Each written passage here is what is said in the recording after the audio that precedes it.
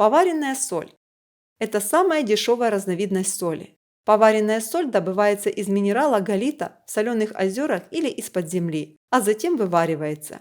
В результате она состоит почти на 100% из хлорида натрия и лишена микроэлементов. Такую соль можно употреблять только в малых количествах. При этом важно знать следующее.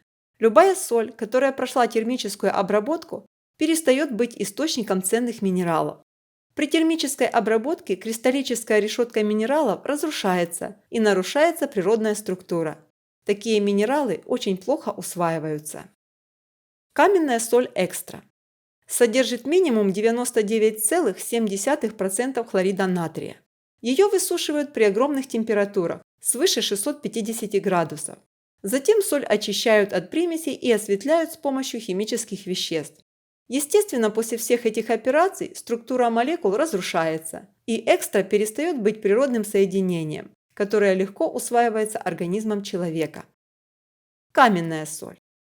Каменная соль содержит 97,99% хлорида натрия. Выглядит она менее эффектно, чем поваренная, потому что состоит из крупных кристаллов сероватого цвета. Соль добывают в глубоких шахтах, доставляют на поверхность, а затем проходит много степеней обработки. Йодированная соль. Такая соль ничем не отличается от обычной каменной. В нее часто добавляют неорганическую форму йода – йодид калия. Эта форма йода очень плохо усваивается в организме и разрушается спустя 3-4 месяца со дня изготовления.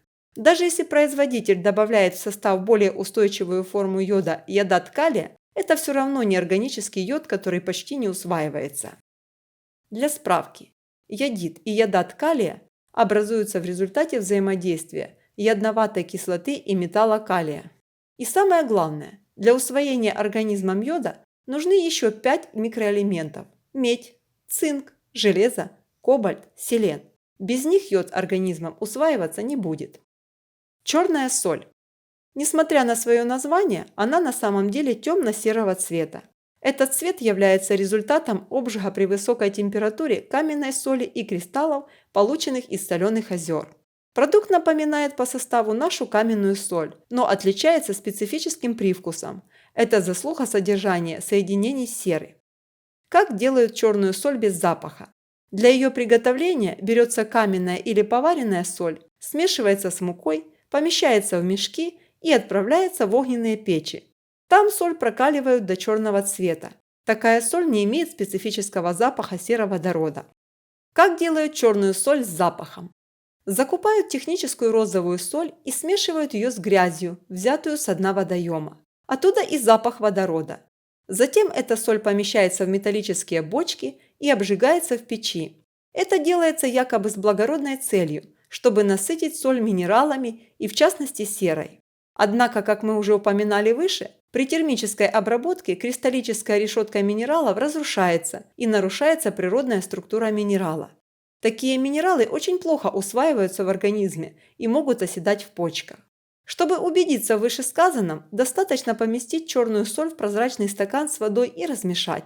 Вода станет черной с резким запахом сероводорода. Как делают угольную черную соль?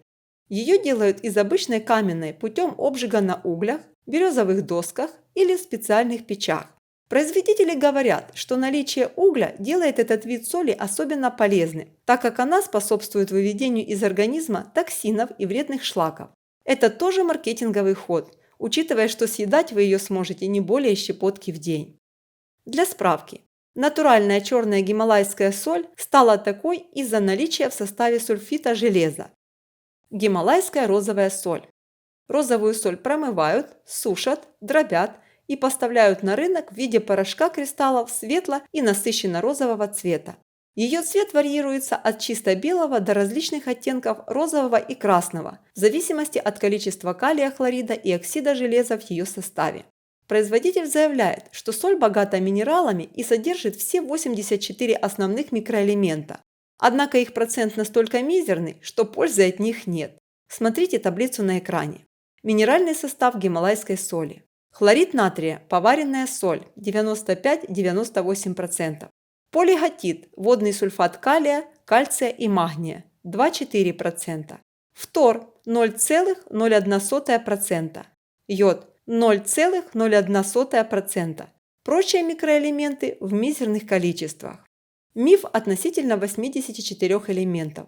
Было проведено исследование розовой соли. Реально нашли только около 30 элементов. Остальные цифры показывают, что содержание ниже чувствительности применявшегося метода или его нет в природе, так как неустойчив. Теперь самое интересное о розовой соли. Один из пакистанских производителей натуральной соли рассказал, что на рынке Восточной Европы присутствует только техническая розовая соль. Она дешевая, потому ее и поставляют в эти страны. Но качественную гималайскую соль они поставляют только в Европу и Америку, и она значительно дороже. Как определить качество розовой соли? В прозрачный стакан с водой нужно засыпать 1 чайную ложку розовой соли и растворить. Вода должна быть прозрачной и светлой. Это признак настоящей розовой соли. Если вода станет розовой, мутной и появится осадок, это говорит о подделке. Это обычная поваренная соль с красителями или добавками. Морская соль. Получают, выпаривая морскую воду на солнце в так называемых отстойниках или других специальных приспособлениях. Этот продукт более ценен, чем традиционная каменная соль и особенно очищенная. Состав морской соли следующий. Хлорид 55%, натрий 30%, сульфат 8%, магний 4%, кальций 1%, калий 1%, бикарбонат 0,41%, бромид 0,19%, борат 0,08%, стронций 0,04%, остальные примеси 0,01%. А как насчет йода, ради которого люди покупают морскую соль? При температуре 60 градусов йод улетучивается. В соли, которая высыхает в камерах, уже нет органического йода, а в морской йодированной соли добавляется неорганическое соединение иодата или йодита калия. Полезной в этом отношении можно считать только ту соль, которая высыхала в естественных условиях на солнце. Однако такой способ из-за экологических моментов сейчас используется крайне редко. Так что рассматривать морскую соль как источник йода бессмысленно. Выводы. Все виды соли аналогичны и состоят из хлорида натрия и мизерного количества минералов. Выбирать соль только из-за содержания в ней минеральных веществ нет смысла.